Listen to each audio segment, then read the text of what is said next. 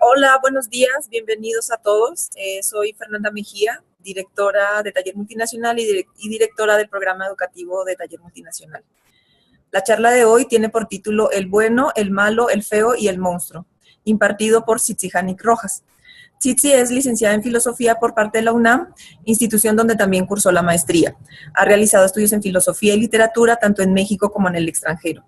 Entre las estancias académicas que ha realizado destacan su función como profesora asistente en París, la beca internacional Yunus Emre para estudios de lengua y cultura, otorgada por el gobierno turco, así como una estancia de investigación en la Sorbona Nueva París III.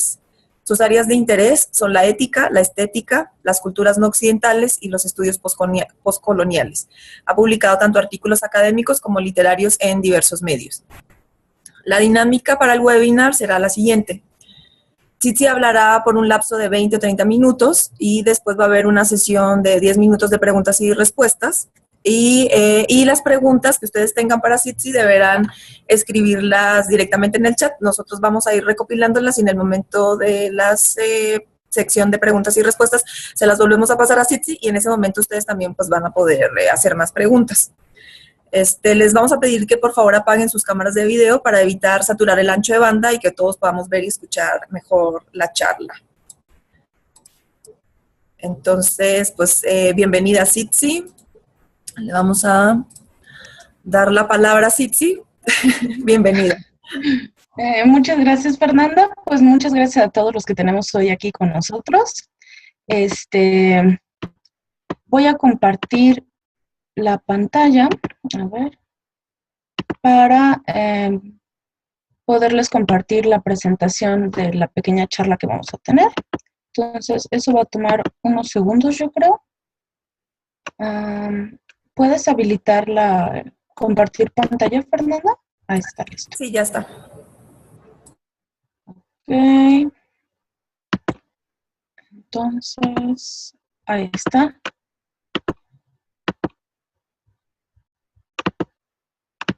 Listo. No sé si ya se ve. Ok, espero que sí. Bueno, pues estoy muy contenta de estar hoy con ustedes, aquí con ustedes. El nombre de nuestra plática es El bueno, el malo, el feo y el monstruo. ¿Por qué nos atraen los monstruos? Una charla sobre monstruos y estética a partir de una revisión histórica. Y bueno, realmente lo que vamos a hacer es una pequeña charla sobre los monstruos, sobre los temas alrededor de los monstruos, sobre cómo se aproxima al tema la filosofía y cómo el tema es de alguna manera polivalente y se le puede aproximar a partir de muchísimas disciplinas. Y bueno, ¿qué significa en la modernidad el tema de lo monstruoso, no? Es un tema que está muy de moda hoy en día, que encontramos zombies, vampiros adolescentes enamorados, y bueno, toda una serie de variaciones sobre lo monstruoso, pero que en realidad es un motivo que viene de la tradición desde que se inició la representación artística, se inicia también con el género como gran tema en el arte, ¿no? Entonces, vamos a ir pasando la presentación, que es nuestro pequeño Museo de lo Monstruoso, e ir hablando un poco de los temas. Yo voy a nada más hacer algunos comentarios de cómo se relacionan los temas, cuáles son como las grandes problemáticas del tema de lo monstruoso. Y vamos a ir analizando poco a poco para llegar, bueno, al final, no creo que a conclusiones porque es una charla breve, pero sí como al análisis de los grandes ejes de sobre qué versa lo monstruoso. Entonces tenemos aquí dos imágenes, son el Discóbolo de Mirón y La Conta y sus hijos por la Escuela de Rodas. Ok, voy a ampliar la pantalla. Listo. Ya ven. Ojalá que se vea mejor así. Bueno, ¿por qué hablar de arte griego cuando es una charla sobre lo monstruoso? Bueno, como el tema como nuestro tema lo dice, vamos a hablar de el bueno, el malo y el feo.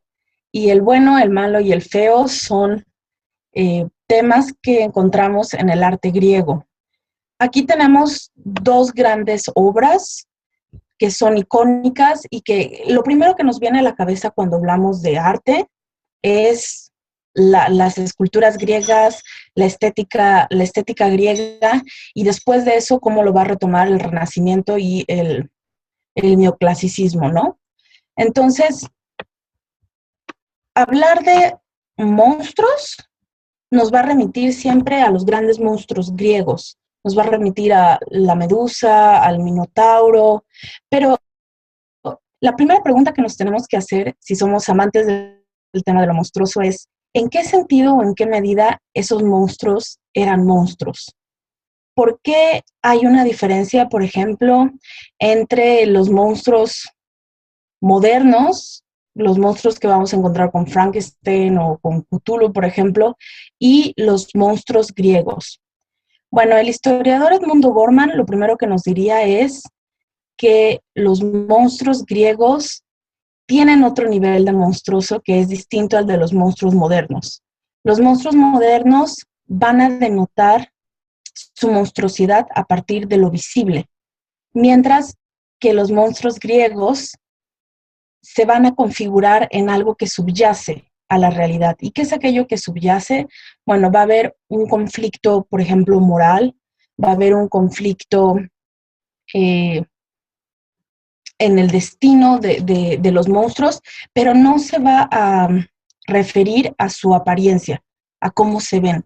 Los monstruos griegos son bellos, y esa es la primera dicotomía que vamos a encontrar y como el primer problema que tendría que analizar un arqueólogo de lo monstruoso. ¿Cuál es la relación entre lo visual, entre lo que vemos, que puede ser bello, y las distintas connotaciones morales o éticas que va a haber en lo monstruoso? Van a haber autores que van a hablar mucho del tema, como el que ya mencioné, Edmundo Gorman. Podemos también analizar lo que dicen, por ejemplo, autores como Adorno y Horkheimer en la dialéctica de la ilustración, sobre cómo la racionalidad juega un papel muy importante en la cosmovisión griega, pero también en cómo codifican a sus figuras mitológicas y a sus monstruos, ¿no? Entonces tendríamos aquí un primer punto. ¿Cuál es la relación entre lo monstruoso y la racionalidad? Y bueno, otro punto, ¿cuál es la relación entre lo monstruoso y su aspecto visual, ¿no? Lo que nos es aparente. Vamos a pasar a la siguiente presentación. Bueno, aquí tenemos la Escuela de Atenas de Rafael Sanzio. Después de aproximarnos a la visión griega del arte, que es como nuestro primer referente, nos tenemos que plantear cómo a partir de la historia el arte ha sido decodificado. Muchas veces aquello que tomamos hoy en día como arte no fue creado con la vocación de arte, sino que fue creado con otra vocación. Sino que, ¡ay! Está aquí el chat, a ver. Bueno, creo que si está el chat no lo puedo ver. Muchas veces lo que fue creado como arte, lo que vemos ahora como arte, no fue creado como arte. Muchas veces había otra vocación en él. A veces se trataba, por ejemplo, de un arte religioso. A veces se trataba de un arte chamánico, de una forma de relacionarse con la realidad, por ejemplo. Se volvió la presentación. Y lo que hoy en día vemos en ese arte, lo vemos como arte, desde una contemplación contemporánea, pero no siempre fue así. Y, por ejemplo, mucho de lo que ahora vamos a decodificar como arte monstruoso, como sería el arte prehispánico o el arte gótico, por ejemplo, son artes cuya primera vocación estaba relacionada con una forma no racionalista de la realidad, con una forma más bien como religiosa. Incluso el arte griego tenía una vocación religiosa. Y mucho de lo que ahora decodificamos en nuestros ideales de belleza, de estética, de lo bello, lo bueno y lo verdadero, la calatía griega, tienen que ver con las reinterpretaciones que se hicieron del arte griego y de lo griego después, en el Renacimiento, ¿no? Llevo a este punto porque nos lleva una tercera pregunta sobre lo monstruoso, que tendría que ver con si lo monstruoso es universal o no, si es absoluto o si depende de reinterpretaciones, ¿no? Entonces, ese es otro punto que tendríamos que analizar. ¿De qué manera podemos hablar o no de objetividades en lo monstruoso? Y aquí vamos a hablar de muchas subcategorías del género que están muy presentes en la estética de hoy en día, en el imaginario popular, como lo kitsch, lo grotesco, lo feo. Todas esas como subáreas estéticas que rodean a lo monstruoso son ya en sí mismas propuestas independientes que cuando se complejizan pueden llegar a lo monstruoso como una categoría estética y como una categoría moral, ¿no? Entonces vamos a pasar a la siguiente, y es una pequeña cita aquí en nuestro Museo de lo Monstruoso de Edmundo Gorman en su ensayo El arte o de la monstruosidad. ¿Acaso el gran misterio del arte puede encontrarse en lo mítico? ¿Acaso lo mítico no sea algo así como una etapa que el hombre ha dejado perdida en lotananza, en su acelerada marcha por la historia? Sino más que en una caudalosa corriente subterránea inherente a su ser y que como tal nunca lo ha abandonado. Bueno, una de las vertientes que a mí, dentro de mi línea de investigación, me gusta explorar es la relación de lo mítico con lo monstruoso. Cómo el pensamiento mítico, que es un tipo de racionalidad distinta a la racionalidad instrumentalizada, nos puede llevar al desarrollo de propuestas monstruosas en términos positivos. No, quizá no nos da mucho tiempo aquí de hablar cómo lo monstruoso se decodifica en términos positivos, pero definitivamente en un análisis genealógico del término habría que empezar por ahí, ¿no? Lo que ahora concebimos como monstruoso está cargado de todo un amasijo histórico y cultural negativo que nos ha llegado, pero no siempre fue así. El monstruo no necesariamente tiene una función negativa o destructiva, sino que más bien es sintomático de muchas otras cosas. De ahí, por ejemplo, que etimológicamente monstruo venga de mostrar, porque muestra, es un síntoma de algo. Y bueno, relacionándolo justo con esta visión mítica, tengo aquí unas pinturas rupestres de Altamira, que cuando las miramos podemos preguntarnos precisamente, ¿qué hay aquí en esto que vemos en términos de bello o de grotesco o de realista, por ejemplo? Esta imagen representa algo que hoy en día categorizamos como arte, como pintura, pero que en el momento de su creación la vocación iba mucho más allá de la simple imagen, ¿no? Que tenía que ver con una relación mágica con el mundo y que por lo mismo va a superar los ideales de bellezas entendidos como ideales de belleza construidos en el Renacimiento o en el Neoclásico, ¿no? Entonces, es como una manera de ver cómo vamos a aproximarnos a lo monstruoso, no es algo que va más allá de la simple apariencia del monstruo, que tiene una vocación más allá y que establece un tipo de relación con la realidad muy distinto a lo que va a ser la racionalidad instrumentalizada, ¿no? Y que lo monstruoso viene desde el momento en el que el ser humano pudo interpretar la realidad, ¿no?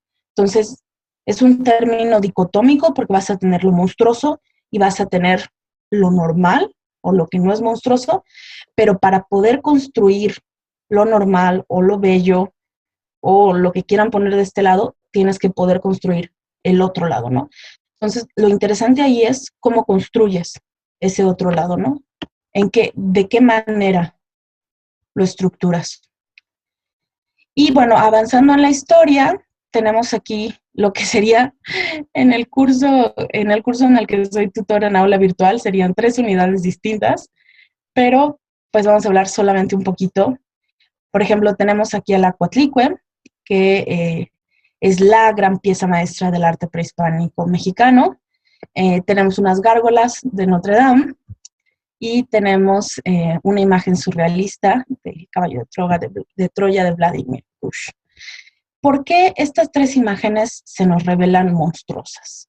¿Por qué son tan distintas a las imágenes que veíamos del Renacimiento o a las imágenes griegas que llegaron hasta nosotros? Que dicho sea de paso, las originales no eran así, ¿no? Es una representación. Tenían incrustaciones, tenían colores y tenían otro tipo de evocación que no era ese vacío, vacuo con el que representamos ahora al arte griego, ¿no? Blanco, miradas vacías, y que es más bien como una representación, una reconceptualización. Bueno, pero ¿por qué estas imágenes son tan distintas? ¿Qué las hace que sus creadores se hayan despegado de lo que llamamos real y por ende de lo que llamamos de alguna manera bello? Porque pareciera que en el imaginario popular o en una manera muy simplista de ver las cosas, que no creo que sea la de aquí el público presente, porque supongo que todos somos amantes de la otredad, o por lo menos por eso nos interesamos en una plática así. Pero ¿qué es lo que los lleva a despegarse de esa realidad que se supone que es bella o de el ideal de las otras representaciones? Bueno, vamos a tener ciertas cosas que son temas muy ricos para explorar. Por ejemplo, la visión mítica, esta visión donde los objetos en sí mismos son medios para entrar en contacto con otro tipo de realidad, y entonces el objeto rompe, no tiene que quedarse, no tiene que conformarse con su apariencia, sino que puede romperla y llevar a otra cosa, ¿no? Entonces, esa sería, por ejemplo, una de las grandes interpretaciones de la Coatlicue, ¿no? Por Paul Wettstein. La Coatlicue no es una mujer con serpientes que forman una falda, sino que son serpientes que rompen su corriente natural para aglomerarse y formar algo que los lleva a otra cosa. Entonces no podemos interpretarlos solamente por lo visual, ¿no? Y como diría, por ejemplo, Bonifaz Nuño, que escribió mucho del tema también, es una piedra que está viva y que lleva una comunicación con otra cosa, con un mundo mítico, ¿no? Entonces, nuevamente lo monstruoso es mágico y lo monstruoso es mítico y lo monstruoso va mucho más del realismo aparente, ¿no? Y tenemos aquí las gárgolas que irían un poquito por la misma línea, serían esta vocación religiosa, esta vocación de lo sagrado que se cristaliza en la piedra, pero que va más allá de la piedra, ¿no? O sea, tienen una función sagrada, una función simbólica. Y por último, ¿qué relaciona esto con el surrealismo? Entonces, porque parece que damos un salto cuántico en el tiempo para irnos de la Edad Media al surrealismo. Pero si hacemos un análisis pausado, nos vamos a dar cuenta que hay una línea que une todas estas imágenes y que une el concepto de lo monstruoso como categoría estética y moral, que va a ser la negación del racionalismo instrumentalista, o sea, de una racionalidad excesiva, de la razón como única manera, de la razón positivista como única manera de codificar la realidad. Y ahí es donde se nos cuela el surrealismo, porque el surrealismo justamente hace un hiatus en la razón para explorar el subconsciente y para explorar otro tipo de concepciones, ¿no?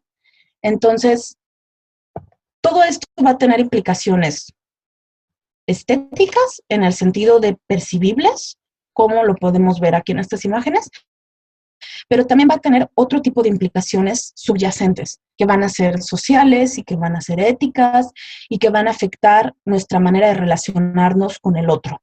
Entonces, desde mi investigación, la estética no es un área prístina, sagrada, que se dedican como a la historiografía del arte, sino que comienza a ser una disciplina transversal, que siempre va a cruzar con posturas éticas y que va a cruzar con posturas políticas y que va a afectar aquello que tenemos como objeto visual hacia lo social, lo individual, lo ético y por ende, pues lo histórico. Y por último, tenemos estas imágenes, nada más voy a regresar un momento. Esto que tenemos aquí, de alguna otra manera, es muy visual. Podemos entender cómo rompe con el modelo realista, mimético, y por qué podemos llamarlo monstruoso. Pero luego llegamos acá. Tenemos a dos máscaras que en sí mismas no tienen por qué ser feas. En sí mismas no tienen por qué ser monstruosas, sino que lo que los convierte en monstruoso es otra cosa. ¿Qué es cómo da el paso socialmente de las imágenes a estos individuos? Y más allá, ¿cuál ha sido como el desarrollo ético de lo monstruoso? O sea, lo visual parece ser muy claro, porque lo podemos ver, pero ¿cuáles han sido los diferentes tintes de lo monstruoso para llegar a esto, por ejemplo, que son monstruos muy, muy contemporáneos? Tenemos, ¿por qué sería un monstruo Darth Vader, por ejemplo? Y aquí tenemos la cita, que con eso sería con lo que me gustaría terminar. Entonces, si tienen sus dudas, escríbanlas, porque si no, esto se va a acabar muy rápido. Lo que me hicieron me creó. Un principio del universo es que cada acción provoca una reacción opuesta e igual. Lo que me hicieron fue monstruoso y crearon un monstruo. Creo que esta cita justamente abre, como más bien cierra el capítulo visual de lo monstruoso y abre un capítulo que va a ser muy moderno, que va a ser completamente moral. Y como última parte de nuestra genealogía de lo monstruoso, de nuestra incluso arqueología de lo monstruoso, sería repensar monstruos modernos, ¿no? Por ejemplo, ¿qué pasa con estos monstruos como los zombies hoy en día? ¿En qué sentido son y en qué sentido no son monstruos? ¿En qué sentido son incluso más bien víctimas? Porque ha sido un tema muy recurrente en la estética moderna, relacionar, o más bien fue un tema muy recurrente, relacionar lo monstruoso con el miedo, pero con un miedo como a la autopreservación. ¿Y en qué sentido esto deja de ser monstruoso y el verdadero monstruo pasa a un plano completamente ético, por ejemplo? Entonces, esa sería como la última gran pregunta. Es una plática solamente de preguntas, porque no da tiempo de entrar a cada tema, pero quería dar como los lineamientos generales de lo que yo investigo, de cómo se puede abordar el tema de lo monstruoso. Y sí, o sea, habría entre el paso, por ejemplo, de la imagen visual hasta acá, está todo el desarrollo del concepto romántico de lo sublime, ¿no? Y cómo lo sublime va a dar un tinte distinto a lo monstruoso, justamente, y lo va a despegar del miedo para reivindicarlo en el miedo, o en el respeto, diría Kant, más bien. Entonces, yo no sé si hablé 20 o 30 minutos, creo que hablé menos, ¿verdad? Así que creo que vamos a llenarlo con preguntas, ojalá que haya preguntas. Y Déjenme cerrar esto para ver el chat. Bueno, ya la última presentación es salida. Listo.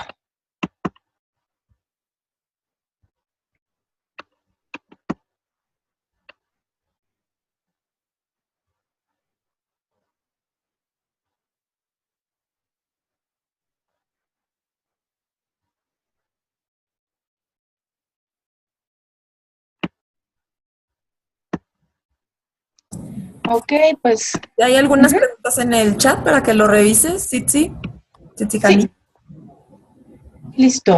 A ver, entonces tenemos aquí de personal. ¿Qué es lo que nos gusta de los monstruos? Ok, claro, tu pregunta es muy, muy pertinente porque está en el título de la charla. ¿Qué es lo que nos gusta de los monstruos? Bueno, en algún momento mencioné que para crear a uno, para crear la identidad, hay que crear al otro. Y el monstruo siempre va a entrar en ese ámbito del otro. Yo creo que hay dos cosas que nos pueden gustar de los monstruos. Una es, nos gusta su existencia porque nos reafirma.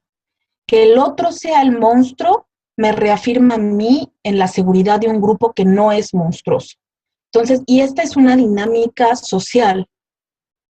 Entonces, pareciera que el ser humano siempre necesita un otro donde se reafirme a sí mismo porque el otro es el malo, ¿no? El otro es el bárbaro, por ejemplo. Hay un tema muy, muy interesante es estudiar cómo se abordaba el monstruo, por ejemplo, en la Edad Media y en la época de la cartografía.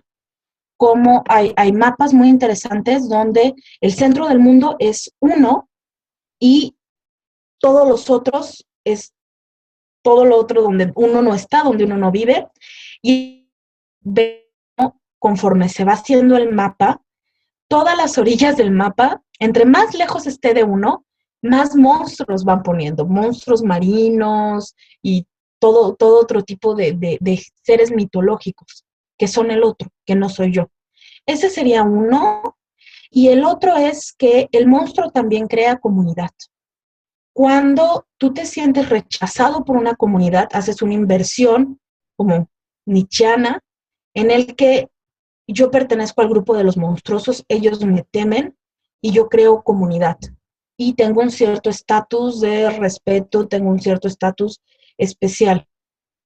Y también habría que recordar que el monstruo tiene este sentido positivo. O sea, el monstruo es síntoma de algo, el monstruo siempre es un síntoma. Entonces, al inicio los monstruos eran tomados como signos de Dios. Era la manera en la que los dioses se comunicaban con los seres humanos. Entonces, por ejemplo, cuando va a pasar algún evento importante, hay un rayo, hay un terremoto, hay un evento monstruoso, un evento sobrenatural que comunica a los seres humanos algo. Entonces, los monstruos tienen también un sentido de poder sagrado y cuando te puedes identificar con ese grupo, entonces eres especial. Entonces serían como los dos lados de por qué te gusta lo monstruoso. Parte de un grupo alejado de la sociedad. Entonces, no sé si por ahí va la respuesta. Rocío pregunta sobre el concepto de lo siniestro acuñado por Freud. Sí, el concepto de lo siniestro es muy, muy especial. Tiene que ver con lo monstruoso y tiene que ver con lo monstruoso más bien desde una aproximación psicológica. Tiene que ver con la interpretación de lo monstruoso, que era lo que hablaba al inicio. O sea, el monstruo aparece cuando el ser humano es capaz de interpretar cosas.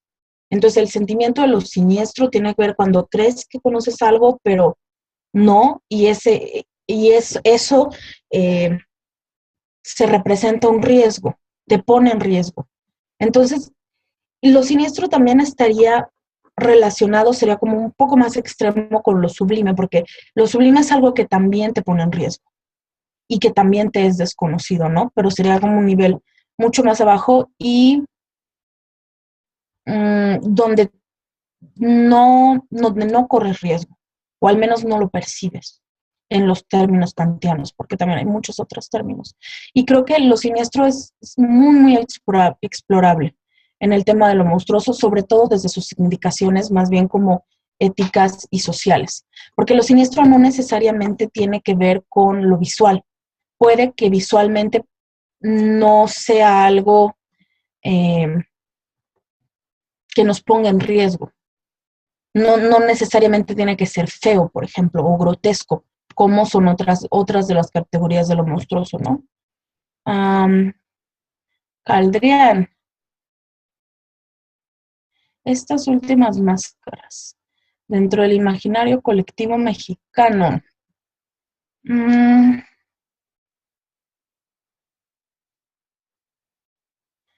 A ver, Caldrián, creo que estoy un poco perdida con tu pregunta. Si la puedes volver a escribir mientras respondo otra, y ahorita te respondo a ti por qué. No entiendo muy bien en qué sentido quieres. O sea, si las máscaras se relacionan con el colectivo mexicano de la manera en que los mexicanos utilizamos máscaras en nuestras artesanías o una cosa así, o... ok.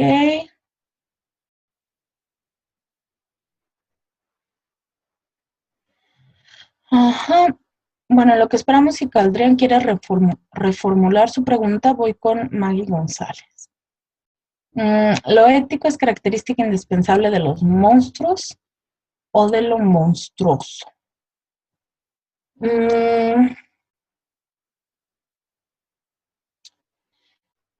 Todos los monstruos van a tener una lectura ética. Que esta sea positiva o negativa va a depender del monstruo y también de desde qué trinchera nos estemos aproximando a la interpretación de lo monstruoso. Podemos hablar de lo monstruoso, que es lo más contemporáneo, en términos puramente éticos, y en ese caso hablaríamos de gente como Donald Trump, como el monstruo más grande del mundo, por su forma ética, no por categorizaciones estéticas, aunque en el caso de Trump su pelo lo amerita. Pero también hay otro tipo de aproximaciones donde solamente, por ejemplo, tenemos estas ideas del monstruo dulce, del Frankenstein, que es una víctima. Entonces, él es monstruoso no en sí mismo como individuo ético, porque es una víctima de su circunstancia, pero sí, por ejemplo, en una interpretación de la realidad en donde el ser humano rompe con ideales de lo sagrado como propio de los dioses, por ejemplo, y entonces es monstruoso en ese sentido, o es monstruoso desde su forma, desde su apariencia visual, ¿no? Entonces, depende de dónde queramos nosotros poner el énfasis y desde dónde estemos decodificando, pero siempre va a haber una significación, ¿no? Por ejemplo, si quieres hablar simplemente éticamente, Frankenstein no sería monstruoso, y Donald Trump sí, pero si quieres hablar visualmente, igual se invertirían, ¿no? Entonces, es muy importante aprender a distinguir todos estos niveles de interpretación para poder abarcar el fenómeno, o por ejemplo, como comentaba Rocío antes, o sea, lo siniestro, por ejemplo, ¿no? O sea, desde donde te pares es de donde van a estar las cosas.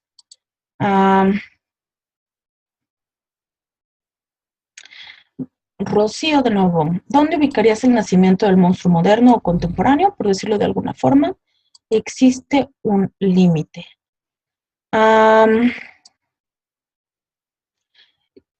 Pues, ¿dónde lo ubicaría yo? No lo había pensado, la verdad. O sea, literariamente, creo que la primera novela moderna es con Shelley.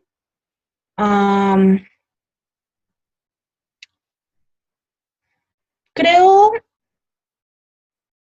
que es un continuo. No sé, creo que no sé en qué momento, depende también, si hablas del monstruo moral, por ejemplo, yo podría decir que los límites de lo monstruoso moralmente, o al menos teóricamente, se parten después del holocausto, ¿no? O sea, es como la cúspide de lo monstruoso, éticamente hablando. y sería también como un límite, sería un punto contemporáneo. Es una muy buena pregunta, Rocío. Creo que tengo que pensarla. Si se me ocurre algo más concreto, vuelvo al punto. No lo había pensado. Como siempre estoy mirando más bien como el origen genealógico y cómo llega hasta acá y no de dónde se parte.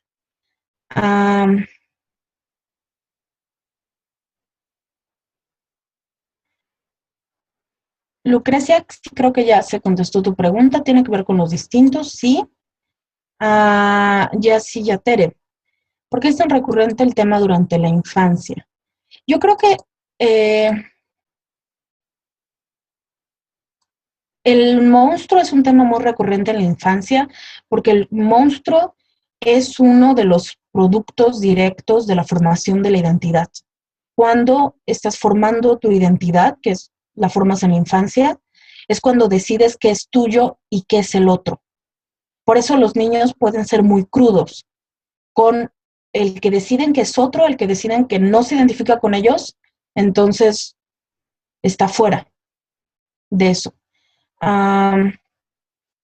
Y creo que de ahí, por ejemplo, este movimiento tan fuerte que viene cada vez más fuerte hoy en día, de ir identificando a los niños cada vez más con los monstruos o que, no sé, crezcan con caricaturas como Bob Esponja, que puede ser bastante monstruoso, porque es una manera también de ir aceptando al otro, ¿no? De desarrollar caminos donde la identidad pueda construirse sin esta dicotomía tan fuerte que había sido tradicional, porque en las sociedades tradicionales era un tema donde había un sentimiento tribal de lo que es uno, de la identidad que es uno y de lo que es el otro, y el otro es bárbaro y es monstruoso, ¿no? Entonces, creo que hoy en día existe una vocación de, por ejemplo, sin llegar al monstruo hórrido, ir identificando, haciendo familiar a los niños con otro tipo de monstruos como más lindos, para que no sea como tanto este rechazo al otro, ¿no? Ah,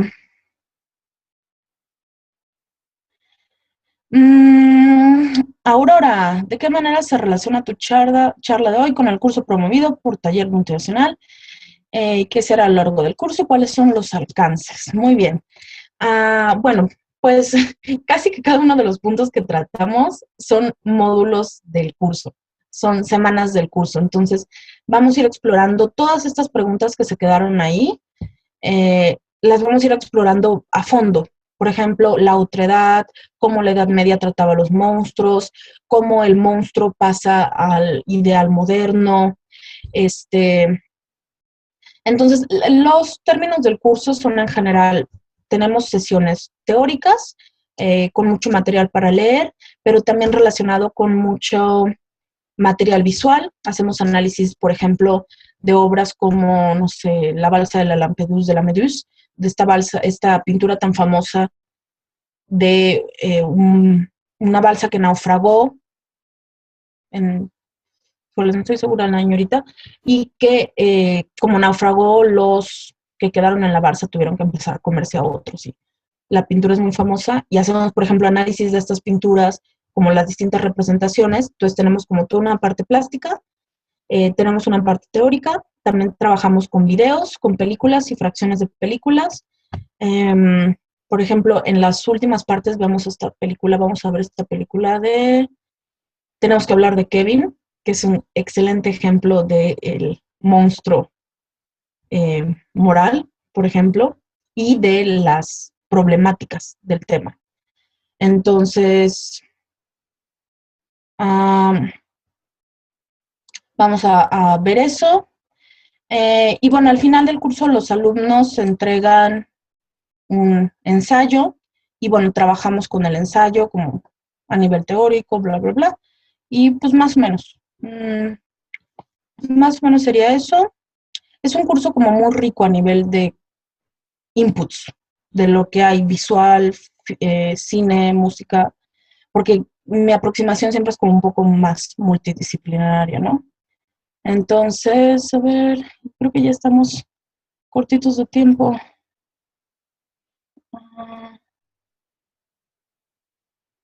Ok, Lina, pregunta, ¿el vestido o las segundas pieles también tienen una categoría que se puede objetivizar dentro del mundo de lo monstruoso? Me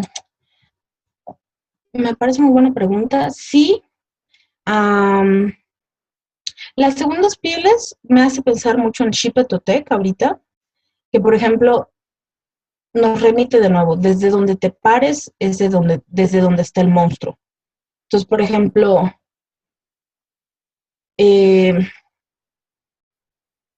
Xipetotec era el dios azteca del renacimiento y en primavera los sacerdotes le quitaban la piel a uno de los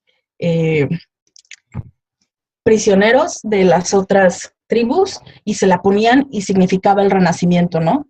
Entonces, uno de los primeros módulos, volviendo un poco a lo que preguntaba Aurora, se trata de analizar las relaciones entre el espectador que crea la obra de arte a partir de su interpretación y de la obra de arte en sí misma, ¿no? Entonces, por ejemplo, en este caso, para el sacerdote no es un acto monstruoso lo que está haciendo, pero el que lo ve sí es un acto monstruoso. Pero creo que me estoy desviando un poco del tema. Sí, las segundas pieles tendrían que ver con lo monstruoso, tienen que ver con actos interpretativos y tienen que ver también como con esta distancia entre lo que está afuera y lo que está dentro y cómo se desarrolla la interpretación.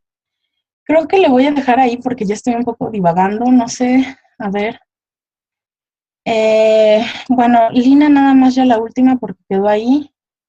Sí, si te interesa el tema de las categorizaciones específicas de lo monstruoso en Latinoamérica, puedes checar Edmundo Gorman, que propone justo en el ensayo que leí cómo se puede categorizar lo monstruoso, el arte prehispánico como monstruoso.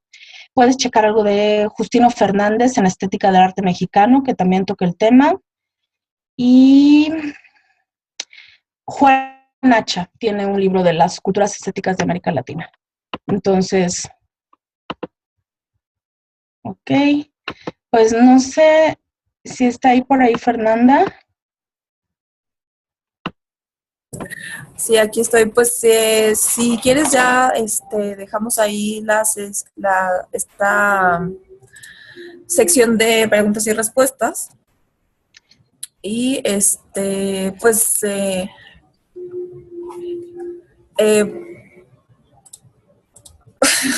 ya me perdí un poco acá. Yo también como que me perdí, lo siento por las preguntas que quedaron ahí, pero es difícil estar hablando 1 hora seguido. Yo no pensé que, pero de repente se me fue a la cabeza todas las preguntas. Sí, no, está bien. Pues muchas gracias, Janik, por compartir con nosotros tus conocimientos. Y bueno, también gracias a las personas que asistieron a este webinar. Y si quieren conocer un poco más del seminario Lo monstruoso en el arte, desde el Minotauro hasta Francis Bacon, que imparte Sitsi Janik en el aula virtual, pues pueden acceder a esa información directamente en nuestra página web, que es www.tallermultinacional.org. Y bueno, quiero agradecer como a las personas que hacen posible este webinar, a Janet Muñoz Rosagel por hacerlo funcionar y por estar siempre pendiente de la plataforma del aula virtual, y también quiero agradecer a otras personas que participan en Taller Multinacional, como Yadira Rubí, Victoria Narro, Carmen García Núñez, Berenice Mondragón, Julián Monroy, Genoveva Ramírez. Y bueno, a nombre de Taller Multinacional, muchas gracias a todos por estar aquí y ser parte de este webinar. Nos vemos en el próximo, que es la siguiente semana, y pues tengan un bonito día. Ya en este momento Hasta luego. terminamos la transmisión. Adiós. Adiós.